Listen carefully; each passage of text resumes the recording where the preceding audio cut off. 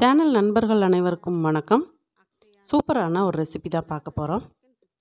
அதாவது சிக்கன் 65 வந்து சில பேருக்கு சாஃப்டாக இருந்தால் தான் பிடிக்கும். அந்த மாதிரி சாஃப்டாக உள்ள கொஞ்சம் நல்லா ஜூஸியாக இருக்கிற சிக்கன் 65 எப்படி செய்யலான்னு பார்க்கலாம் வாங்க. ஒரு பாத்திரத்தில் 2 முட்டை எடுத்துக்கோங்க. இது கூடவே மஞ்சத்தூள் 1 ஸ்பூன் சேர்த்துக்கோங்க. காரத்துக்கு மிளகாத்தூள் நீங்கள் உங்களோட காரத்துக்கு ஏற்ற மாதிரி நீங்கள் சேர்த்துக்கோங்க. நான் 2 ஸ்பூன் அளவுக்கு தனி மிளகாத்தூள் சேர்த்துருக்குறேன். கலருக்காக காஷ்மீரி சில்லி பவுடர் 1 ஸ்பூன் சேர்த்துருக்கேன். இது வந்து கலருக்காக மட்டும்தான், அது உங்களோட ஆப்ஷனல் தாங்க. தனி மல்லித்தூள் 2 ஸ்பூன் அளவு சேர்த்துருக்குறேன். முட்டை சேர்க்குறதுனால சிக்கன் நல்லா சாஃப்டாக இருக்கும், அதே சமயத்தில் நல்ல ஒரு ஜூஸியாகவும் சூப்பராகவே இருக்குங்க. ஹோம்மேட் கரம் மசாலா 1 ஸ்பூன் அளவுக்கு சேர்த்துருக்கேன். இஞ்சி பூண்டு பேஸ்ட் 2 ஸ்பூன் அளவுக்கு சேர்த்துக்கோங்க. நான் யூஸ் பண்ணுறது ஹோம்மேட் இஞ்சி பூண்டு பேஸ்ட். நீங்கள் கடையில் வாங்குறதா இருந்தால் 1 ஸ்பூன் அளவு மட்டும் சேர்த்துக்கோங்க.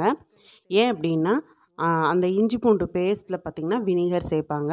அதனால் 1 ஸ்பூன் அளவு மட்டும் இஞ்சி பூண்டு பேஸ்ட்டு சேர்த்துக்கோங்க. சிக்கனுக்கு தேவையான அளவுக்கு உப்பு சேர்த்துக்கோங்க. உப்பு சேர்த்துட்டு ஒரு அரை மூடி எலுமிச்சப்பழ சாறு சேர்த்துக்கோங்க. கூடவே கொஞ்சம் கருவேப்பிலை சேர்த்துக்கோங்க. இப்போ எல்லாமே ஒன்று போல் மிக்ஸ் ஆகிற மாதிரி நல்லா கலந்து விட்டுக்கோங்க. முட்டை சேர்த்துருக்கிறனால நம்ம மசாலாவுக்கு தண்ணி எதுவும் தெளிக்கவும் வேண்டாம், தண்ணி சேர்க்கவும் வேண்டாங்க. அந்த முட்டையிலேயே நல்ல மசாலாவை கட்டிகள் இல்லாமல் ஒன்று போல் கலந்து விட்டுக்கோங்க. நீங்கள் இன்னும் நம்ம சேனலை சப்ஸ்கிரைப் பண்ணலன்னா சப்ஸ்கிரைப் பண்ணிக்கோங்க. சப்ஸ்கிரைப் பண்ணும்போது ஆளுங்கிற பெல் பட்டனோட சப்ஸ்கிரைப் பண்ணிக்கோங்க. அப்போ தான் நான் போடக்கூடிய வீடியோஸ் எல்லாம் உடனுக்குடனே நோட்டிஃபிகேஷனில் கிடைக்கும். இப்போ 1 கிலோ சிக்கன் வாங்கி நல்லா கழுவி தண்ணி இல்லாமல் இந்த மாதிரி வடித்து எடுத்துக்கோங்க. கொஞ்சம் கூட தண்ணி இருக்கக்கூடாது. மசாலாவில் தண்ணி சேர்ந்துச்சு அப்படின்னா சிக்கனில் மசாலா ஒட்டி பிடிக்காதுங்க. ஏன்னா நம்ம 1 மணி நேரம் ஊற விடும்போது சிக்கன்லேருந்து தண்ணி விட்டு வரும். அதனால் நீங்கள் எப்போவுமே தண்ணி இல்லாமல் சிக்கனை நல்லா இந்த மாதிரி வடிச்சிட்டு மசாலாவில் சேர்த்துக்கோங்க. இப்போ சேர்த்த சிக்கனை நல்லா மசாலாவில் நல்லா ஒன்று போல் பரட்டி விடுங்க. எல்லா சிக்கன்லேயுமே அந்த மசாலா படுற மாதிரி நல்லா ஒன்று போல் பரட்டி விட்டுக்கோங்க. குறைஞ்சது 1 மணி நேரம் நல்லா ஊறினா மட்டும்தான் இந்த சிக்கன் வந்து நல்லா ஒரு சாஃப்டாக இருக்கும். பொரிக்கும் போதும் சின்ன சின்ன டிப்ஸுகளை ஃபாலோ பண்ணோம் அப்படின்னா ரொம்பவே சூப்பரான சாஃப்டான ஜூஸியான சிக்கன் 65 கிடைக்குங்க. இப்போ மசாலாலாம் பரட்டி விட்டதுக்கப்புறம் 2 ஸ்பூன் அளவுக்கு கார்ன்ஃப்ளவர் மாவு சேர்த்துருக்கேன். கார்ன்ஃப்ளவர் மாவு சேர்க்கும்போது என்னென்னா லைட்டாக ஒரு கிறிஸ்பினஸ் இருக்கும், உள்ளே நல்லா சாஃப்டாகவும் ஜூஸியாகவும் இருக்கும், மேலே லைட்டாக ஒரு மொறு தன்மை இருக்கும். சில பேர் வந்து அந்த மாதிரி தான் விருப்பப்படுவாங்க. கடைகள்லாம் பார்த்திங்கன்னா ஈவினிங் டைமில் ரோட்டோர அந்த வண்டி கடைகளில் பார்த்திங்கன்னா இந்த சிக்கன் 65 சாப்பிட்றதுக்கு அவ்வளோ கூட்டம் இருக்கும். அவங்களோட அந்த மெத்தடு தாங்க இது. அதாவது லைட்டாக கிறிஸ்பியாக இருக்கும், உள்ளே நல்லா சாஃப்டாக சாப்பிட்றதுக்கு நல்லா ஜூஸியாக, அந்த மசாலாலாம் நல்லா ஊறி காரசாரமாக ரொம்பவே நல்லாயிருக்கும் சாப்பிட்றதுக்கு. இப்போ மசாலாவை நல்லா ஒன்று போல் பரட்டி விட்டாச்சு. இந்த மசாலா நம்ம பரட்டின உடனே பொரிக்கக்கூடாது, அதில் நம்ம கொஞ்சம் கவனமாக இருக்கணும். மூடி போட்டுட்டு நல்லா 1 மணி நேரம் கழித்து அதுக்கப்புறம் நம்ம பொரித்து எடுக்கலாங்க. இப்போ 1 ஹவர் ஆகிடுச்சு, நம்ம சிக்கன் பொரிக்க ஆரம்பிச்சிடலாம். சிக்கன் பொரிக்கிறதுக்கு கடாயில் எண்ணெய் சேர்த்துக்கோங்க. நான் வந்து கடலெண்ணெயில் தான் எப்போவுமே சிக்கன்லாம் பொரிக்கிறது.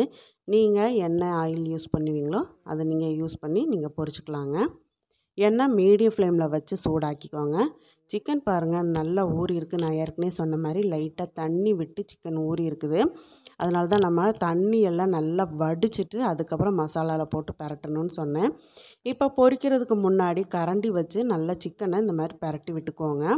அப்போ தான் அடியில் இருக்க மசாலாலாம் இன்னுமே நல்லா சிக்கனில் ஒட்டி பிடிச்சி ஒன்று போல் நல்லா பரட்டி விட்டு மசாலா ஃபுல்லாக இருக்கும்.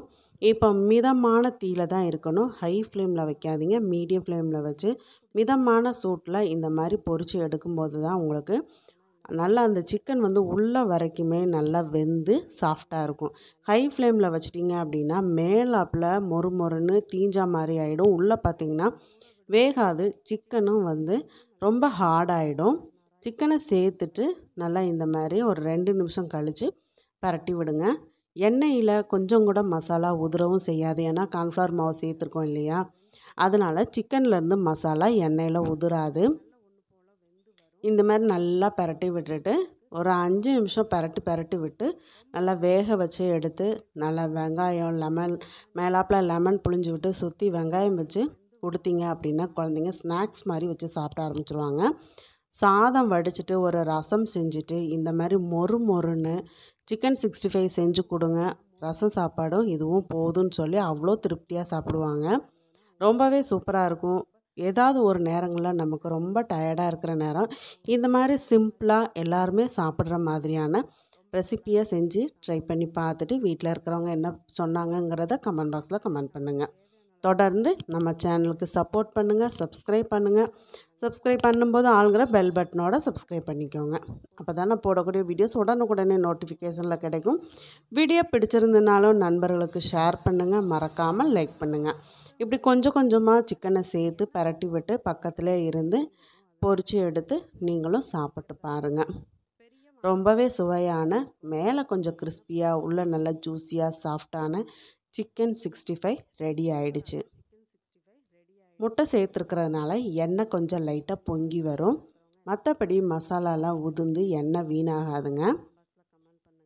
சாப்பிட்றதுக்கு ரொம்பவே நல்லாயிருக்கும். ட்ரை பண்ணி பாருங்கள். மீண்டும் அடுத்த ஒரு ரெசிப்பியில் சந்திக்கிறேன். நன்றி, வணக்கம்.